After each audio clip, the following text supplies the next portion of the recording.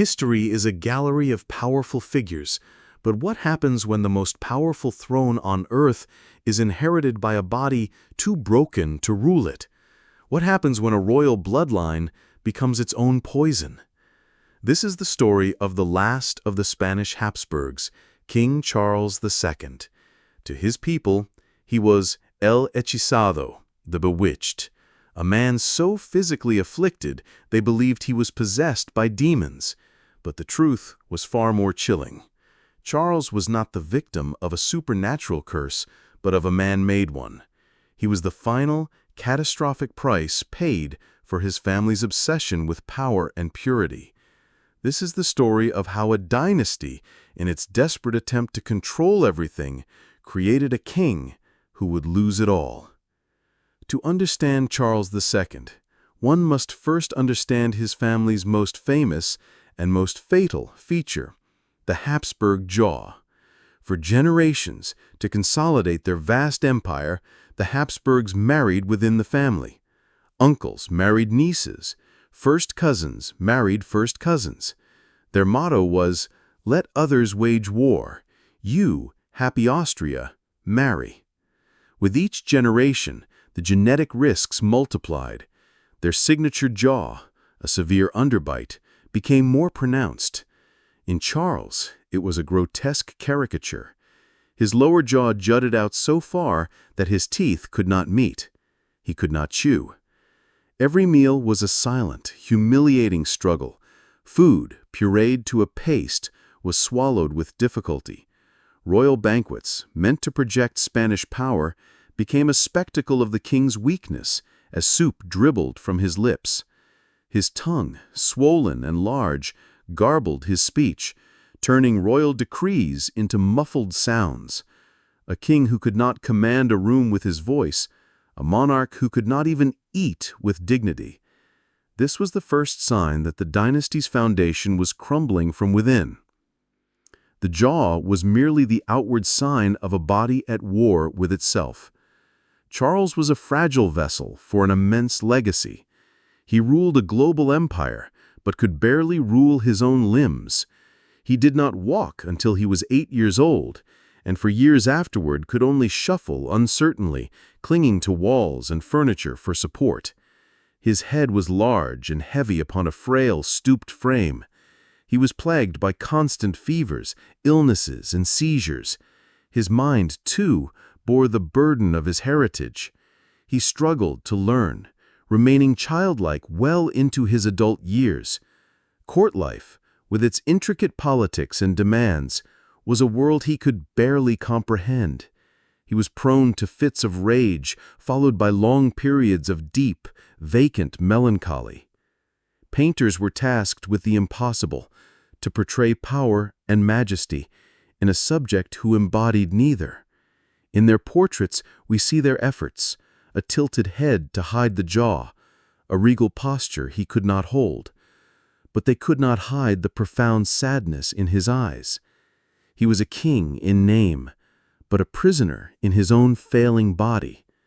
For any monarch, the single most important duty is to produce an heir.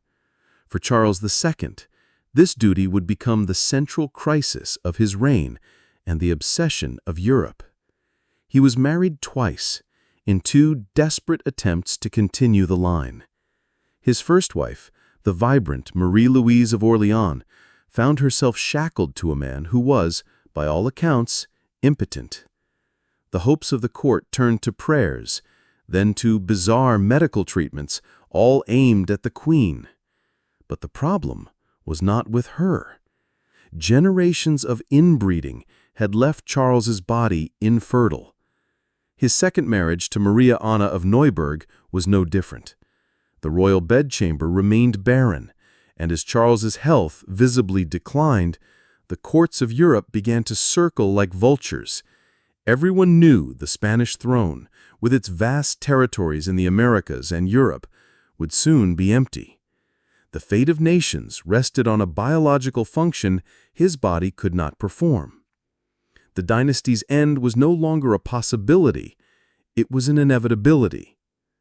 As medicine failed and prayers went unanswered, The 17th century court turned to the only explanation that seemed to fit the horror of the king's condition: witchcraft. Where we see genetics, they saw damnation. The king himself came to believe he was cursed. This belief ushered in the darkest chapter of his life. The Grand Inquisitor of Spain was summoned not to heal the king, but to exorcise him. In the hallowed halls of the royal palace, the king was subjected to harrowing rituals. Priests chanted over his convulsing body, forcing him to drink holy water and touch sacred relics. They declared him possessed by multiple demons, placed in his father's body through a magic potion. The exorcisms provided a terrible theater for the court and a new torment for Charles. In his confused state, he seemed to find some comfort in the idea that his suffering had a name, a demon that could be cast out. It was a tragic spectacle of a pre-scientific age grappling with a genetic catastrophe it could not possibly understand. On November 1st, 1700, at the age of 38, Charles II finally died. The autopsy that followed was not merely a medical procedure. It was the final verdict on the Habsburg dynasty. The royal physician's report is one of the most horrifying documents in medical history. He wrote that the king's body did not contain a single drop of blood. His heart was the size of a peppercorn, his lungs corroded, his intestines rotten and gangrenous. He had a single testicle, black as coal, and his head was full of water. It was as if his body had been decaying from the inside for his entire life. The physicians were astonished that he had lived at all. The supernatural fears of the populace suddenly seemed plausible. How could a man survive this unless he was held together by something other than nature? The autopsy confirmed the truth. The curse was real, but it flowed through his veins. Charles II died without an heir. His will named a French prince as his successor, plunging Europe into the devastating War of the Spanish Succession, a conflict that would claim hundreds of thousands of lives and reshape the continent. The Habsburgs had sacrificed the health of their children for the concentration of power, only to discover they had created a king so broken he would lose it all. Charles II's life was a singular tragedy, but his legacy is a timeless warning. He was not a monster, nor a curse sent by the devil. He was a bill delivered by biology for 2 centuries of dynastic pride. He was the end of the line. End of bio for Charles II.